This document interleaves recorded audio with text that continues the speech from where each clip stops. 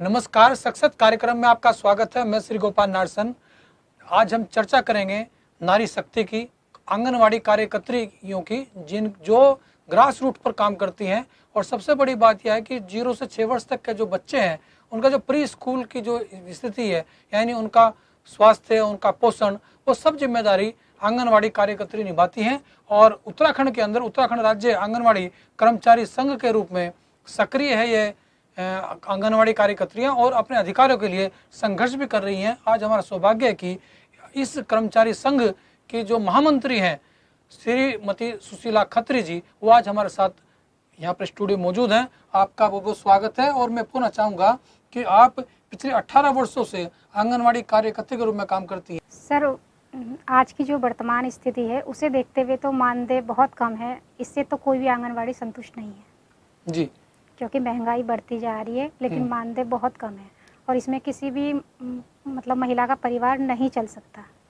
अच्छा, जैसे कि आंगनवाड़ी कार्यकर्त्री का जो मुख्य काम है वो है 0 से 6 वर्ष तक के बच्चों का पोषण, उनका पठन पाठन, शुरुआत घर घर जाकर के आप, और उसके साथ जो राष्ट्रीय कार्यक्रम है उनको भी आप गति देती हैं। जैसे अभी कोरोना काल हुआ, उसमें आपने बहुत अच्छा योगदान दिया है। तो क्या इस अवधि में सरकार की तरफ से कुछ प्रोत्साहन आपको मिला?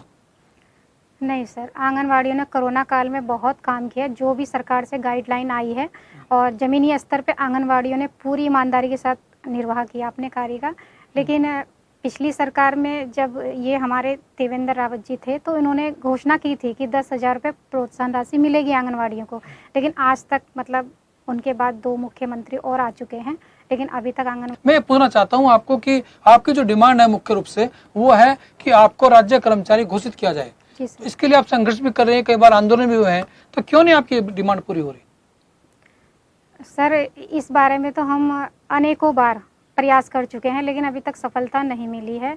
हम ये चाह रहे कि जब तक हमें राज्य कर्मचारी घोषित नहीं कर पा रही सरकार, तब तक कम से कम एक सम्मानजनक मानदेय तो हमें मिलना चाहिए। कि आजकल के टाइम पे एक मजदूर की जो दिहाड़ी भी है ना, 500-600 रुपये से कम नहीं है, लेकिन आंगनवाड़ी कार्यकर्तियों को तो वो भी नहीं मिल रहा। मतलब एक मजदूर की श्रेणी में भी हम लोग नहीं आ पा रहे। तो ये बहुत बड़ा मतलब प्रश्न है और एक बहुत बड़ी समस्या है सभी के लिए। आप क्या अपनी जान खतरे में डाल करके आप सेवा की आपने?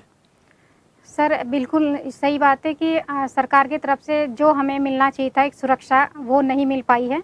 और कई आंगनवाड़ी कार्यकर्तियों की इसमें मौत हुई है कोरोना काल में। उनके परिवारों को भी अभी तक मतलब सरकार ने कोई सुध नहीं ली है, ना ही उनको कोई मुआवजा मिला है।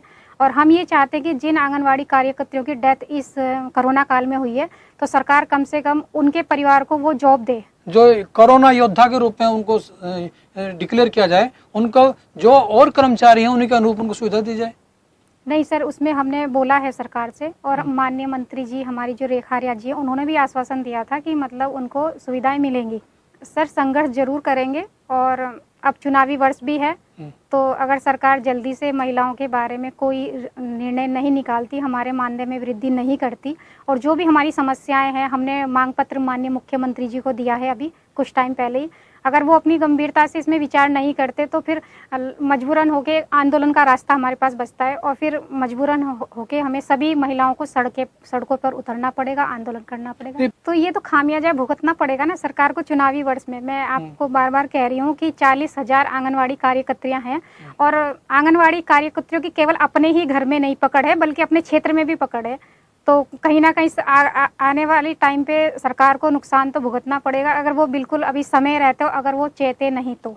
निश्चित रूप से जो मूलभूत समस्या आंगनवाड़ी कार्यकर्तियों की, यदि वो पूरी नहीं होती है, जिस तरह से जोखिम के तहत कोरोना काल में इन्होंने सेवा कार्य किया है और घर घर जाकर के इन्होंने मोटिवेट किया है, और जो रोगी हैं, जो समस्याग्रस्त हैं, उनको इसकी सहायता की है, तो क्या आपने इस बाबत कोई मीटिंग बुलाई है, कोई समय निर्धारित किया है? जी, आने वाले टाइम पे अगले महीने अगस्त में हमारी एक प्रदेश स्तरीय बैठक है, उसमें इस बात का निर्णय लिया जाएगा।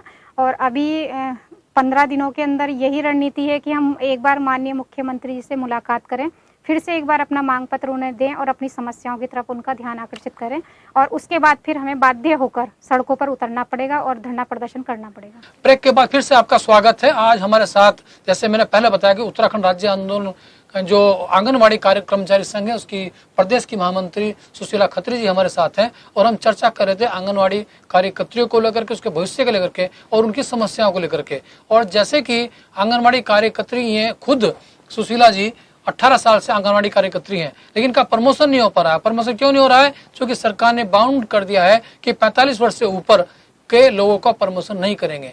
तो ये जो बाध्यता है इसको दूर करने की आवश्यकता, और ये मामला लंबित भी है हाई कोर्ट के समक्ष। तो सुशीला जी, क्या आप मानती हैं कि इसमें उम्र की बाध्यता ना हो? सर, मैं बताना चाहूँगी कि 2020 में हमारे विभाग द्वारा सुपरवाइजर की वैकेंसी निकली थी, लेकिन उसमें ये मानक रखा गया कि 45 साल से जो ऊपर की महिलाएं हैं वो इस फॉर्म को नहीं भर पाएंगी। तो इसी को लेकर जो इससे संतुष्ट नहीं थे वो हाई कोर्ट में महिलाएं चली गई और 1 साल से उसमें स्टे लगा हुआ है। तो हमने अब प्रयास किया है कि अब ये हाई कोर्ट जो है इसमें डिसीजन जल्दी से जल्दी सुना दे। अगर वो आयु सीमा बढ़ाते हैं तो अच्छी बात है, हमारी महिलाओं को मौका मिलेगा और 110 पदों पर उनकी नियुक्ति हो जाएगी।